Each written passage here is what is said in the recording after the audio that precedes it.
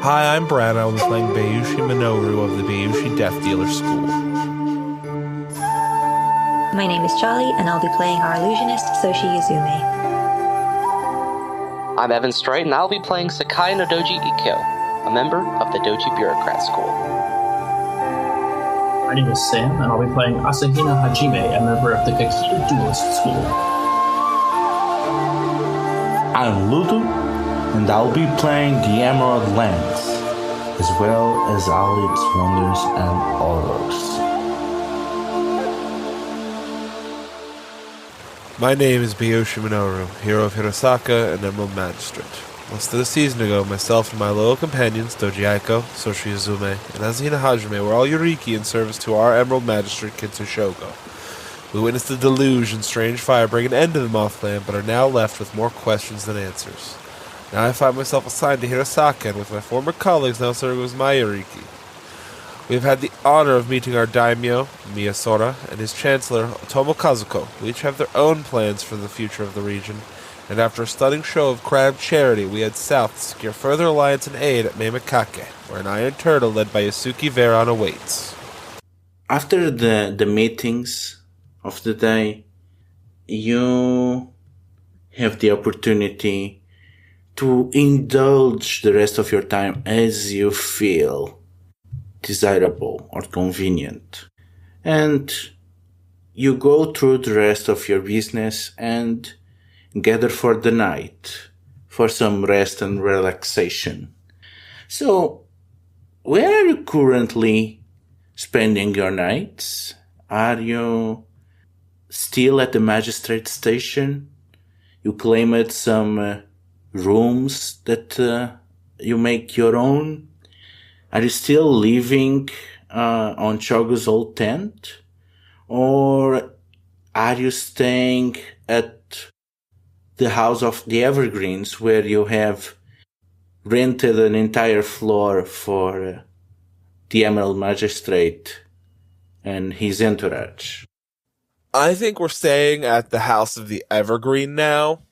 We definitely felt, while not unwelcome, a more cold reception inside of the courthouse for the past couple of weeks. And so to keep up with that, to make sure that they feel a little more comfortable with us, I think even Minoru would have been like, okay, let's pull away from there a little bit. I think that's interesting because Aiko probably spends a fair amount of his spare time in the magistrate's office, overviewing documents, trying to tidy up and prepare for the next day's cases, to get ahead, to make sure that any potential interviews or requests are laid out properly so that Minoru can have an easier time getting started the next day. Plus, it's something Aiko finds really enjoyable, is setting himself to organizing and managing the paperwork. So most evenings, but not all, Aiko in his free time is still at the magistrate's office, unless another member of the magistrate's party involves him in something else. Okay, so which of you two drags this nerd out to have fun with the rest of you tonight? Surely that's a group effort. At the very least, Hajime is absolutely on board with doing that, because he's just like, hey, I found this great little like yakitori stall. We need to go check it out. It's fantastic. You're gonna love it. Come on. So I know that Hajime is definitely going to be pushing for that, and Yuzu is a fan of good sake. So It's important to have a good work-life balance, Doji-san. And honestly, how can you expect to get anything done on an empty stomach? You have to come check this place out. It's fantastic. I have seen both of you carry refined taste in many other instances, so I suppose that I will defer to your experience, especially yours, Hajime-san. One does not acquire the passion for food that you have without an experienced taste. I will be persuaded to join you for the evening. It's just like, all right, let us go then. So, which of you handles dinner? It's 100% me, of course. So what is it that you get for tonight? One of the things that he is probably particularly a fan of are like small food stalls, like the places where he can just sort of walk through a street and try a bunch of different things. The city is on a state of still uproar where there's always working crew. There's this permanent layer of dust that seems to be coming everywhere. And it especially picks up at night as the winds seem to slow down for some reason. So it's more comfortable if you probably get it or get someone to get them and have it inside. Yeah, we definitely do that then. I would just grab a group of servants so that they can go to different stalls at the same time so we get it all while it's still hot and fresh. More than likely, probably some sort of yakitori skewers. I would imagine we do some kind of, probably a simple soup, probably something just like a good miso soup, and so probably rice, and I imagine that there's probably a pretty good presence of pickled vegetables around here, so probably just a nice little sampling of those as well. Yeah, especially at this time of the year, you probably don't have anything fresh. Most of the stuff that you have are gonna be pickled vegetables. So, where on the Evergreens are y'all having your little dinner party? Are you having it on one of the empty rooms or on the floor that you have reserved for yourselves? Are you in the common room or are you taking over the gardens and having your dinner there? We would take one of the rooms that was not being occupied, and probably we have temporarily purposed it into a dining room. Just for us, and maybe if we have any other guests or whatever. So I think probably that. But I imagine that kind of the way I'm picturing it, it still has a pretty good there is sort of a it's probably just past. Kind of just late sunset, and we're able to look out over the city as we're, not from super high up, but at least enough to get a decent little view of the streets and everything while we're eating. Who's providing entertainment as you eat and chit chat as you overlook your new domains? A guzheng player, because she likes that particular instrument. Whom? Is this someone from the town? Yeah, let's say this is someone from town. She heard them playing maybe a couple of days ago. Maybe they regularly play at this establishment. And so she's invited them up so that they can give just a performance to just the four of us. Reina. So Reina normally performs at different. She would normally go from inn to inn or restaurant to restaurant, but obviously since some of them are shut down, she's mostly operating out of this one right now. Yeah, and she seems pretty pleased to be taking care of you tonight. As you know, the boss is in town, so as you can imagine, Baba is going pretty hard on the rest of the staff. And even if they are not officially part of the staff, they pretty much are. They are just subcontracted. So they are pretty happy to be here providing for you all. And we are happy to have the music. Well, I am. So, after the events of the day, as you get used to life on the city, what topics are bounced off among the crew? Aiko is still very much wishing he could be back working with his papers, and so he kind of listens to the topics brought up by the rest of his companions and interjects a little bit based off of them, but he doesn't really know what to bring up in these situations, and so he's kind of just reacting and watching to those around him to fit in the best he can. Minoru starts bringing up stuff he's excited to see come back to the city, especially just. So, have we heard about when the Sake Works is going to reopen? That I'm interested in. I think we all are a little bit. I mean, I think it would improve the mood of most of the town.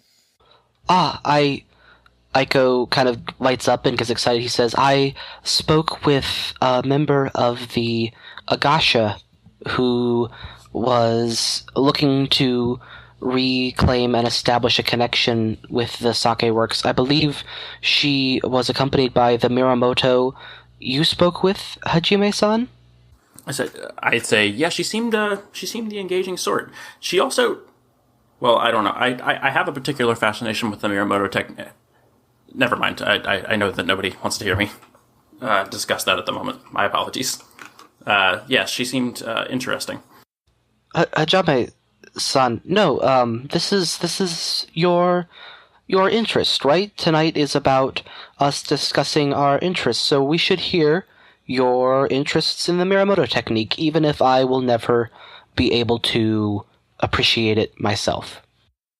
I'm not going to try and embarrass myself by personally articulating on the function and form of the Miramoto technique. I think just Hajime probably goes into relative length about like sort of the technical details and the execution, and just like I think having been given encouragement to do so, he will just probably talk until someone changes the subject or stops him.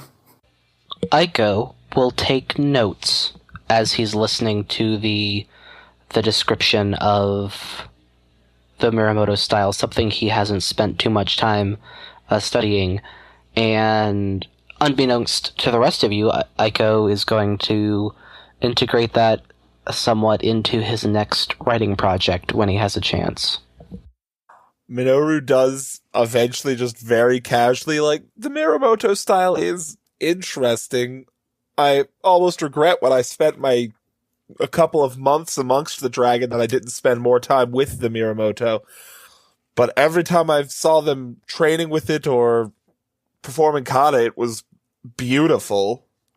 Bayushi-san, I didn't realize that you had spent time in the Dragonlands extensively. I knew you had been there, I just didn't realize that it was for any length of time.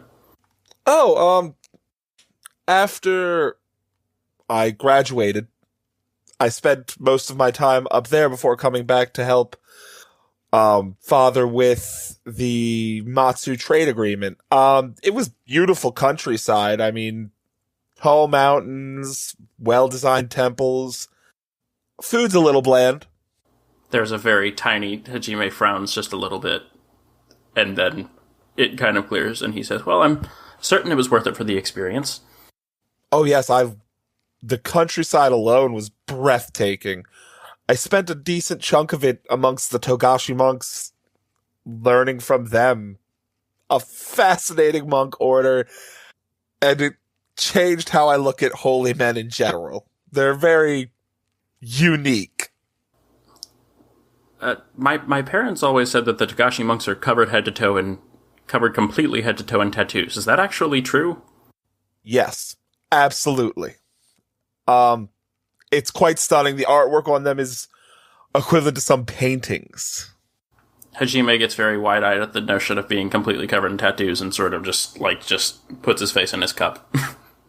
I do wonder if Muramoto Sanai has the same sort of decoration then. Though I suppose if you're both going to be spending more time watching her form, you may find out at some point. I suppose that is the case, actually. I hadn't quite thought of it in that sense, but certainly at some point, I imagine the topic will come up, and then he just gets right back in that cup. Yuzume just kind of grins and sips her tea. Are we drinking tea or are we drinking sake? In Rokugan, do they drink sake separately? I don't know. What is your habits? Your personal habit? Aiko doesn't like drinking anything that could inhibit his mind too much, so he definitely sticks to tea in most instances. Yuzume tries to save her alcoholism for like really late at night when she's alone in her room.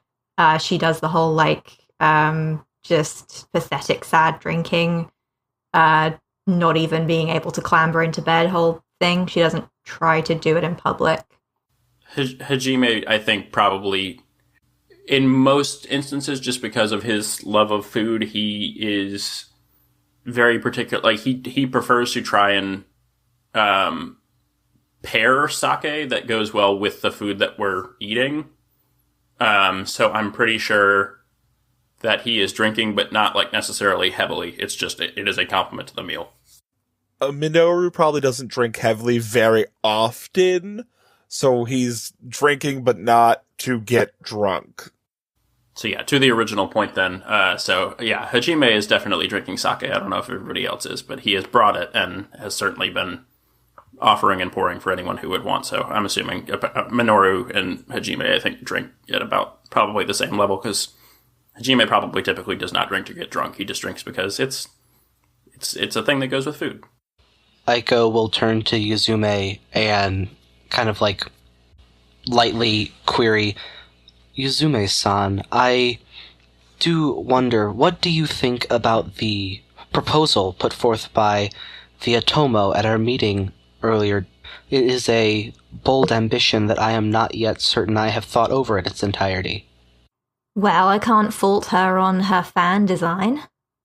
Well, it is ambitious, but nobody ever got anywhere without a little bit of ambition, And she's kind of not looking at Reina directly. She's kind of turning her head so that she can maybe peer at her through the side of her face that has the mask over it, because she just wants to check to see if this is the kind of thing that Reina might be listening out for. Yeah, Ludo, do you think that our conversation has perked any attention from our performer? No, they probably... Well, I think not the conversation itself. It was the mention of the Otoma that might have gotten their attention. But as the conversation went on, they go back to their playing. Is there anything even like elsewhere in the Empire where there is something even remotely like this idea of an autonomous zone like that? Well, there are similarities. They are probably not well known for most people, but for you as part of the bureaucracy, you know that they exist, even if you may not know the details on how they work. You know that there are places on Unicorn Lands in which part of it is outside of the borders of Rokugan, technically. So they have a lot of local administration. You've heard of remote provinces in which they might go years without seeing a single samurai, going to collect taxes. So they must have some kind of autonomous self-organization in the meantime, even if they have a nominal governor. And you know that the Tortoise clan, instead of having clan lands like a typical minor clan, they have small holdings across different cities of the empire, or shared on certain imperial holdings and in certain islands that no people from other clans visit. And those, they pretty much have autonomous administration, because the Tortoise, they don't even have to answer to a clan champion or daimyo. Instead, they answer directly only to the Scion of Heaven. Okay, yeah, I was just curious for sort of a personal understanding of that concept a bit. Yeah, but it's clearly something very heterodox. I will definitely say, I think that, like, you know, I think Hajime understands some of this to an extent, but he's also probably not participating in this conversation because he does not think that he can probably talk quite on the same level as Aiko and Yuzu, and he's probably more interested to hear their takes on it. so that he can maybe start to understand how all of this works a little better.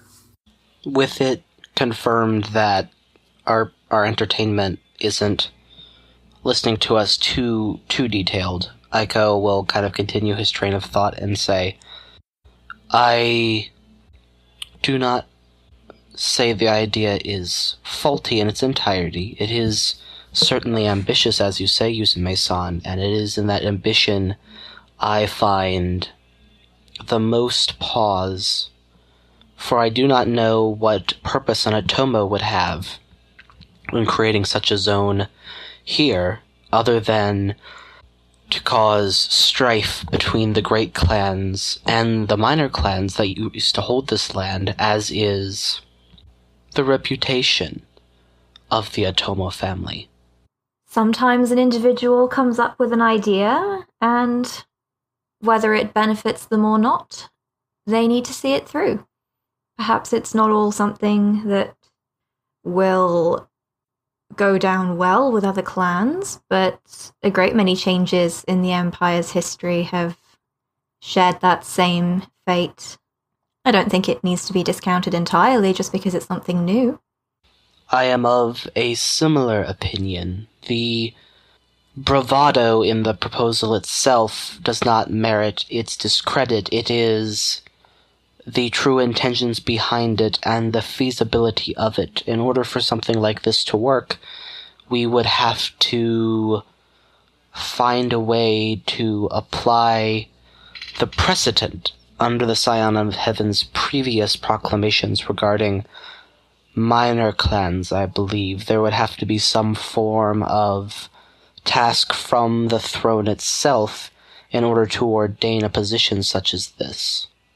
She's a clever woman, Doji-san. I don't think she'll let something as simple as precedent or paperwork or even the length of time it'll take to see this happen get in the way of her dreams.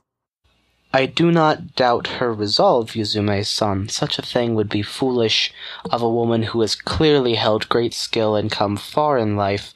I doubt her ability to make any sort of long-lasting change, for while you are correct, this appears to be a personal directive or dream of her own. In order for it to last beyond her lifetime and that of the next, it needs to be set up solidly and in such a way that it cannot be questioned when, years after she passes, a great clan finds easy precedent to overturn it. If we are to support this action at all, I am not yet convinced this is the proper course that we should take as the Emerald Magistrates, under you, Minoru-sama, that this is truly the best option in the wake of the devastation.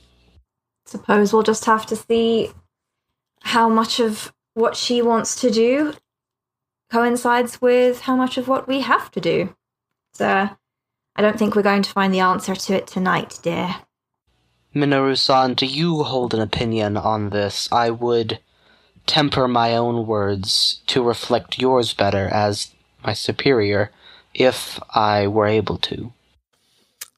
I believe Otomo-sama has invested a lot of time and thought and careful preparation into this idea. And I think there's a lot of, like you've brought up, Aiko-san, a lot of variables and portions of this for which were not accounted yet. I think that it could be a very potent, useful tool, this autonomous zone. And I also think it may end up a potent, dangerous problem just as easily. I'm interested to see what she brings forward to support this idea in the coming days. If you all will forgive my bluntness on the topic, we present here are sworn to the Imperial office, and it is our duty. I do not even think for a moment to entertain the idea we would do otherwise, but we are also all members of two great clans. The Scorpion and the Crane have long and loyally served Rokugan. I am not entirely convinced that this maneuver to put more power, centralized and important power, into the hands of the Imperials is best for the long term of Rokugan. For as we have seen before, the clans tend to operate best in their own domains with proper oversight, such as ourselves as magistrates, not directly as governors of territory. There is a point to be made there. The big worry from my perspective is with the paperwork you've discovered. I have a feeling Hirosaka is going to become a interesting place to be in the coming weeks and months. I am afraid the brutal truth of the matter from what I discovered is that, while the Moth Clan were slighted on several occasions, the fact of the matter is that now they do not exist anymore. Their family is nearly wiped out, and it will take only a single document from the Palace of the Emerald Champion to announce them dissolved from this disaster. You are correct that a great many eyes will be turned to this situation, as all of the clans, I believe, will seek a way to profit off of this situation. I am not sure placing it under Imperial control is the best long-term solution, but I cannot discredit its merits. As you mentioned, the dissolution of the Mod Clan is inevitable. Reina messes up and misses one note before continuing to play. Aika will make sure to keep an eye on her and just make sure she knows she's being watched for a fair amount of the conversation. So I think kind of like just hearing the kind of the discussion about the Moth Clan, that kind of re-engages Hajime, and he says, "That reminds me, I apologize for, I don't mean to derail the conversation that the two of you are having, but Bayushi-san, as I was looking for Kitsu-san's sword earlier in the ruins, I found this," and he produces the pendant from within his robes, and he says, I can't fully qualify it, but I felt something odd in connection with it. Something I am not as familiar with the ways of the spirits as you, Soshi-san, and he kind of inclines his head, but he says, there is something somewhat supernatural tied to it. I can feel that much. I wondered what you might make of it, and he places it on the table for everyone to see. Yuzume will sort of peer over the table, take a look, nod her head from side to side a little bit. Well, I suppose I could always take it back and have a proper look at it sometime tonight, unless you want me to do it now. But given that we don't know quite what's going on here, I wouldn't want the contents of the table to end up halfway in the air. I think that would be wise, and it's also worth noting that there was someone else who found me in the ruins of the castle there. It says, I encountered a Shiba duelist who said that they were here representing someone from the Phoenix clan. Shiba Kazuki was the duelist name. Aiko visibly flinches at the mention of the name. Aiko-san, are you familiar with this duelist? The Shiba in question was once an acquaintance of mine, but I have not heard from him in some years. In this case, he appears to be here on business. He said that his ward, one who worked for the Council of Isawa Elementalists, was interested in the pendant I had found, and I was able to convince him that I would be taking it back to my magistrate, and I sort of nod at Minoru as I say that, for closer inspection as part of the broader case towards understanding what happened to the Moth Clan. Something about Shiba-san's claim seemed as if I was not being given the entire truth. Something about his ward's connection to the Asawa Elemental Council did not quite ring true to me. So to your question, Soshi-san, I think it might be best that we figure out what exactly this is, but probably not during dinner. Turns to Minoru and says, with your permission, Bayushi-san. I think that would be wise, and considering it's the Phoenix representative, I'm going to assume it's Shiba Kazuki and his ward, and the dragon representatives wanting to open formal cases investigating the Moth Clan. Perhaps we shall have to... I am afraid it is worse than that, Minoru-san. The Agasha is related by blood to the previous Moth Clan and intends to claim Hirosaka. Do they have proof?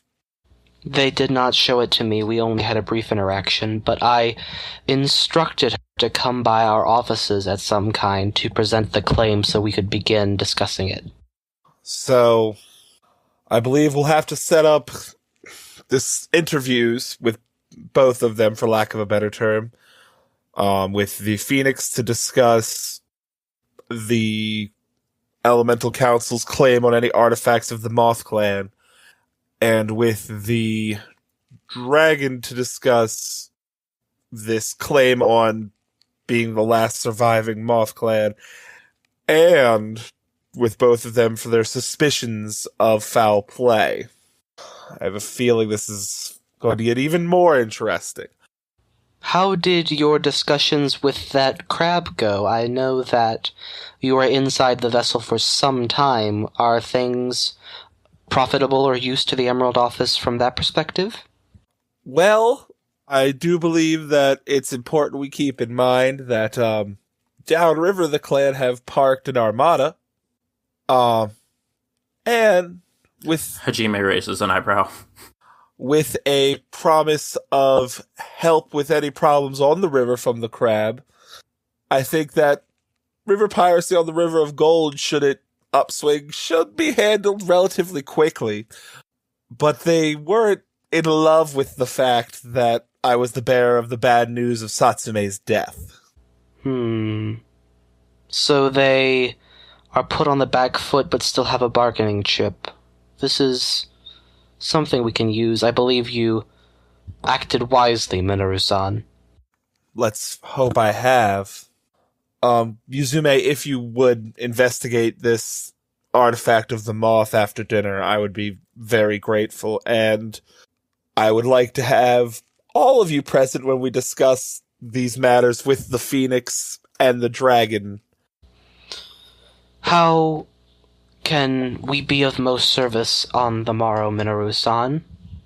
I suppose we'll have someone go and set up a meeting, then we'll start organizing paperwork, start looking into claims, because as much as I'm sure Agasha will be the first to claim they're the last scion of the Moth Clan, I have a feeling that in a situation like this we may have a sudden infestation of Clements. We certainly wouldn't want to approve one claimant and then be swamped by 20 others. If it is of benefit to you, Minoru-san, I can be at the office bright and early in the morning in order to organize the set of interviews for you in a way that is most beneficial. If there are other ways my services can be applied, you have but ask. Also, write up a report on what you know of this Shiba fellow. To be forewarned is to be forearmed. I'd like if we all get up bright and early. I have a feeling it's going to be a very long day. Yuzu makes a face. Oh, don't worry, Yuzume-san. I'm sure you'll find some way to motivate yourself through the day. So, Minoru, speaking of all investigations and these affairs, do you have any actual open investigations officially? Officially, I have the last case Shogo mentioned, which is the one involving the sabotage of the watchtower during the flood. How much progress have you made on that? Nowhere near as much as he would have liked to. He's probably gone so far as to first make sure no other towers are sabotaged or tampered with in any way, and started to map them out, and if any are, started to map out where the sabotage towers are, and that's probably the best he's gotten to. As the conversation is going down, you hear the creaking of the wood as steps approach, and you see a shadow before someone taps on the border of the paper door. I ask who's there in the most polite way possible. I know there is one. I cannot remember it right now. You recognize the voice of one of the servants of the kitchen. Oh, Honorable Magistrate Sama, I am giving a special treat. Excellent, come on in. And they slide in and they bow, and they put in front of you a neatly packed box, and still looking down, Doshin from the local magistrate has sent this to you.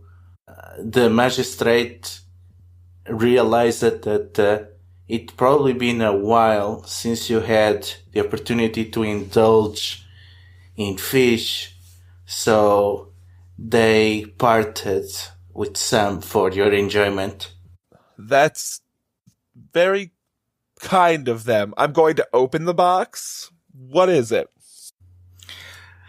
So it is grilled mackerel in miso. And the moment you open it, the strong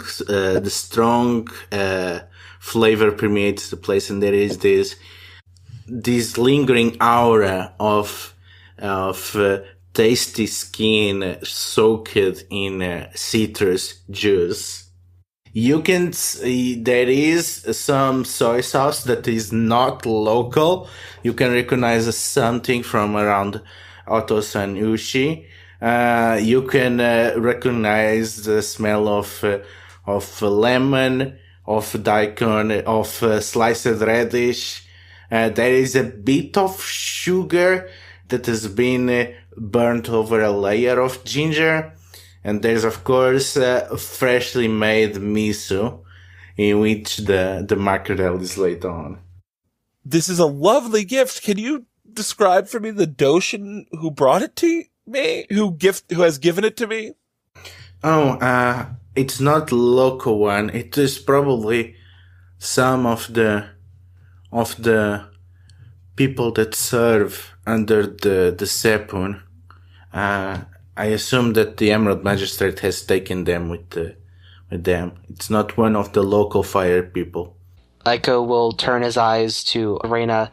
He kind of stands up and walks over to her and, very softly, very smoothly says, "Your performance tonight has been very satisfactory. I have been a part of many dinners and seen many performances, and you were one of my favorite. I would prefer if we keep it that way, where there can be a beneficial arrangement allowing for you to have future opportunities to wait upon Minoru-san and our company." And she bows and she collects her instruments, bows again, and walks back, closing the paper door before leaving the floor. Aiko makes a mental note to get some sort of, gift or something to thank her for the evening and get that to her within the next day or two before he sits back down at the table. As soon as Minoru hears her go down the stairs, he's going to take a pair of chopsticks, and it very well is likely a bribe, but... Well, when you find out that there's no poison in it, at least save some for me. It smells lovely. Yeah, it seems to be safe. There's nothing here that could be poisonous. Not even with a mistake in dosage. But something still leaves you a bit uncertain and causes you that strife. Why are you still unsure? If it had been a poisoning, it almost would have been easier for Minoru to deal with. It means, okay, they're trying to kill me. People try to kill magistrates all the time. But the fact that they're leveraging something like this, a meal that you can't get in Hirosaka right now as a bribe, means that they're knowing exactly where to start leveraging. And then Minoru's going to grab a piece, pop it in his mouth, and it isn't poisoned. Everyone please have some. Yuzume will take some. She won't eat it yet, and she'll just look at them all and say, everything the Imperials have done today, and up until this point, has been to gauge our reaction. At some point, they're going to find out that our immediate reaction to being given a gift was to assume that it was disguised as something else and intended to harm us. Hajime just had not thought of that. His mouth is just completely full, and he's just listening to her say this, and he's like, that's a good point, but he can't say it because his mouth is full. Aiko kind of lightly swats his fan as if kind of tossing the idea aside, and says, and what of it? They know that our position here is a precarious one, and if they wish to take insult over precaution, then they can do so. Hopefully this will also be the only time I have to say this, but let us destroy the evidence of this mistake. Hajime goes back to shoveling mackerel into his face. Aiko probably has a little bit because it was offered, but sees how much joy Minoru and especially Hajime are getting out of it, and purposely passes off some of his portion to Hajime so that he can enjoy extra bits of the fancy food. Can I then, because I'm Ludo, because I'm indulging in my passion, can I remove strife now?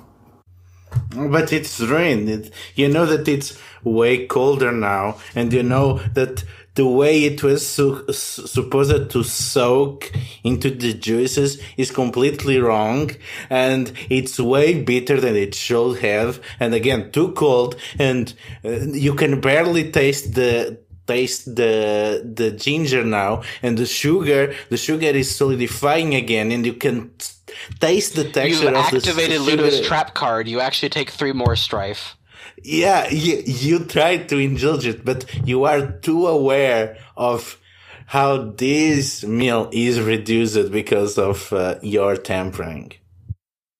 So yeah, you try to find solace in this moment, but somehow it's denied to you.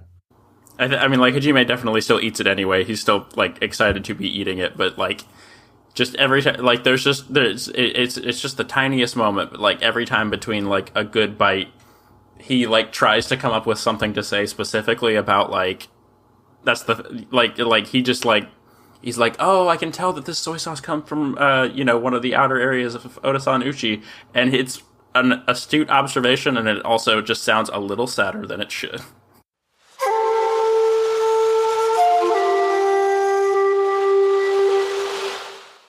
Yuzume, would you indulge me in looking into this? I suppose if you can't do it on your own, I have no choice but to help you. I can do it on my own, but fine. Okay, perfect. So, question. Where are the two of you making this research? I think the conversation probably starts at dinner, but then it's on Aiko's mind and he can't let it go, so he goes back to the magistrate's office to start looking through documents, and whether or not Yuzume joins him for that section, that's probably where he gets the majority of his information. We flash back to when you learned of the people assigned there, that you got a lot of stuff from the officers of imperial bureaucracy, and you have a pile of documents that were sent to you by Otomo Hideko. And you start researching it. And the thing that you realize is that Kazuko is extremely talented, at least as a student. She easily outshone other courtiers of her generation, but she never have any significant assignment. She seemed to disappear among the cogs of the administration, which is very odd. You did not think much of that when you read this, when Hideko sent them to you. But actually meeting the woman now, it seems very weird that she will just disappear in the background. You cannot imagine that. Right, So, like her skill and like the talent she has doesn't at all line up with her low positions and kind of not appearing in records. well, not only the skill, her personality. Okay. Yeah. So the combinations of her doing so well on the school and her personality really makes strange that she did not manage, or for some reason or another, she did not have any outstanding opportunities to excel on the administration or offices. This chancellor position is the highest one that she ever held. And she only really started to get active on 3 years ago, but it was not as in any office or even in the imperial court. Immediately after the tsunami hit Cranelands, you can see a registry of different travel papers that were issued to her, and you realize that she pretty much, over the last 3 years, has been traveling around visiting all the major and minor courts across the empire. That she has been going around meeting with different daimyo of a larger and smaller scale. Okay, that seems suspicious. You are almost possessed by a surge of emotion at Yuzume's rejection. What are you feeling so strongly? I think Aiko is frustrated because he's always struggled connecting with other humans in a way that is meaningful to them. And so he's tried, this is I think the second or third time now where he's tried to offer a chance to include Yuzume in a thing he's doing, which from, what he's learned from being younger, he thinks that's a way to show friendship and like to be like, hello, can you help me with this? Like to show vulnerability. And she's been so sassy about it each time that he's really being frustrated because this is the only way he knows how to connect with another human, and it's blowing up in his face and he can't figure out what he's doing wrong to cause this reaction, which then just like keeps building up into more and more frustration as he researches, which is normally relaxing for him. The research just keeps making him more mad because he's hit this brick wall again that he's had his whole life, where he just can't seem to get the correct response out of people that he's trying to do. And so yeah, that definitely triggers like a lifelong anxiety and disability he's had. And I think at the end of all the research, even though he's incredibly frustrated, there is like a gleam of satisfaction as he's kind of dug up these travel papers for her, as he's kind of uncovered her interesting past in the contrast between her talent and her work record and then the travel papers. This is definitely something he's very happy with, even though he is not happy right now. Yeah, and because of your successes, when you finally calm down, you start to put the pieces together, and she has clearly been working into something over the last 3 years, and this project and this position as chancellor is something that she has stepped out of the shadows to do.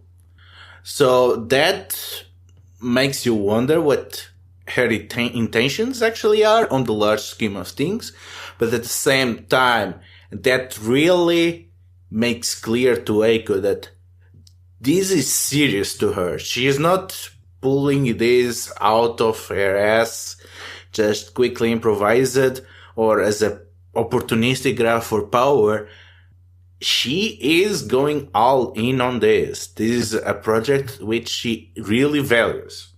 I think that, like, the gravity of the situation, Aiko was already suspicious of her intentions and how it could possibly work, like he expressed early at dinner. But now he's, like, the importance and like the severity of, like you said, the obvious. This is something that she's very invested in, something she has built towards. Means it's something he has to handle with a great deal of care. But he's very pleased that he figured out the information and uncovered it. And I think he sleeps a little satisfied that night with his ability to uncover the information and the plan to update Minoru as soon as he can the next day. Yuzume, what is your downtown activity? I think I would like to look into the necklace. She'll go to her room and see what she can find out about it. How you gonna go about that? So, I think the only way she can go about it would be commune with spirits as a ritual. And she knows that Hajime kind of has this sixth sense that alerts him to terrible things happening and also potential sparring partners. So perhaps Void approach to just sort of try to sense out what's going on with it. What do you use to entice the spirits of the departed to answer to you echoing the lingering influences of the Mod clan? She's going to light some incense and offer some of the sake. She'll, as she leaves the table, when Minoru and Hajime are still there, she's just going to like pocket that bottle as she goes. And she'll pour a cup out and put it in front of the incense. You find yourself coughing as suddenly the room is very hot and you cough as if you are spitting out ashes, but there is nothing. And you look at the sake in the cup and it's starting to burn. And that's when you start to feel the presence of many, many, many spirits surrounding you, attracted to you like, well, moths to a flame. So what do you pick as boons? So then I think the first question that she's going to ask is, who was the previous owner of this necklace? And one of the spirits blurred steps in front of you, and she seems to be a tall woman, and their features are still hidden, and she bows and presents herself, declaring herself the former bearer of this talisman. Okay. Can you tell me your name? And the flames flicker, and the smoke forms characters in the air. A name appears. Ren. And who should this necklace go to? Her lips seem to become more consistent as tears of peach run down her immaterial face, and she's mouthing, "My daughter." Where will I find her? The spirit seems to ponder. Her face seems to be contorting in pain as she's struggling with the compulsion to tell you and how to better convey that. And she seems to be phasing in and out as she's undergoing this extensive conflict. And she finally manages to give you something. She vanishes in a pool of ashes, but they seem to conceal on something. And in front of you, there is a small black cat carved out of a heart of charcoal. Okay, Yuzume will gently pick up the cat and place it in her hand. So she'll thank Ren and she'll thank the rest of because it's the Moss clan here, right? Let's. Yeah, it's a bunch of members of the Kaikoka family. Why are you feeling so stressful? What is tugging at Yuzume's soul? I think that when they first came to Hirosaka, she honestly expected that they might be able to do something, that they might have been able to have stopped what happened. I mean, she did sort of think, yes, Shogo going in on his own was definitely a suicide run, but, she's like, maybe if not for those documents, if we'd have been with him, there's a bit of wondering, how this could have gone better. A whole clan died, and she's not heartless. And having that many spirits reaching out to her when part of her feels that they might not have been in that situation in the first place if they had a different plan, it makes it very difficult for her to have them all surrounding her like that. And especially like the anguish on Ren's face when bringing up her daughter.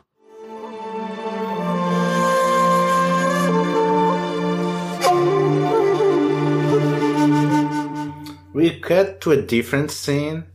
Minoru, Hajime, what do we see when you go back to the floor that you have commanded on the House of the Evergreens? Minoru, are you playing black or white? Truly, this is the question that will haunt me no matter how this game goes. I will take white.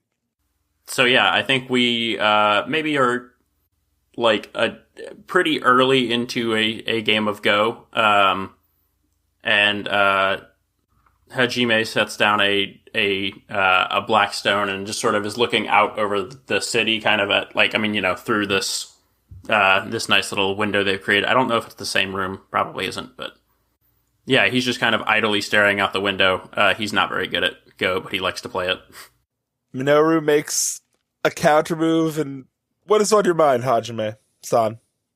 Hajime looks up, and Hajime probably, I think his response is, I find myself a bit distracted, only in that we met a number of very unique individuals out in town today, and I am curious to learn more about them. And he sips his tea. Any particular unique individual, Hajime-san? Well, you heard earlier that I have great interest in speaking more to our new Miyamoto friend, but that Phoenix was of note as well. The Shiba, he concerns me. Caution is the better part of wisdom. I don't know, Hajime-san. Minoru places another piece on the board. I think, right at that moment, as soon as, Hajime just goes to place another piece, I don't think he, necessarily... I don't think he's being as thoughtful about the game as he could, and as he goes to put it down, he realizes that, without even drawing attention to it, Minoru has completely entrapped him in one spot, but, the game isn't technically over, but, it would be... it would be perfectly reasonable to... concede just because he would be losing, but he's not. He doesn't do that yet. He just kind of places a piece down idly. I think we're going to... I know I keep saying we're all going, but if the handful of interesting people we've met today are any indication, I have a feeling there's going to be lots and lots and lots of interesting people, possibly with all sorts of dueling styles we'll become familiar with. Hajime chokes into his cup and then says, look at that. It appears that you have me entirely cornered, Minoru-san. I thank you for the game. You have definitely shown me. He's just like stammering, and he's like, "You have shown me a new strategy I have never seen before." A great lesson in Go I was taught once. When your heart is in one place and your brain is in another, it's very easy to win. Hajime says, I think that is worth considering, and I'm probably, I believe it might be time for me to retire for the evening and try to align the two of them. And he says, if it is with your permission, Bayushi-sama. Of course, Hajime-san, of course. We'll play again tomorrow. Packs up the board. He bows quickly and then goes back to his room to meditate. Brad can be found on Discord at BZAJ1648 and at Twitter at BZAJDA Charlie can be found on Discord as Risalian and on Twitter at BowserJ, where you can find links to her L5R blog. Evan can be found on Facebook as Evan Strite or Discord as PushyMushy1871, and I'm a part of another actual play for L5R called Secondhand Strife. You can check us out anywhere podcasts are distributed. Sam can be found on Discord and Reddit as Live From My Basement, and on Instagram as @SJSidLogic. Ludo can be found at Deletial on Twitter, and their design work can be found at Populesque Ludum Syndicate on DriveThruRPG and Itch.io. This is a Courtgames podcast. You can find more about them at CourtGamesPod on Twitter or at their site CourtGamesPod.com. Legends of the Five Ring is the intellectual property currently owned by Fantasy Flight Games.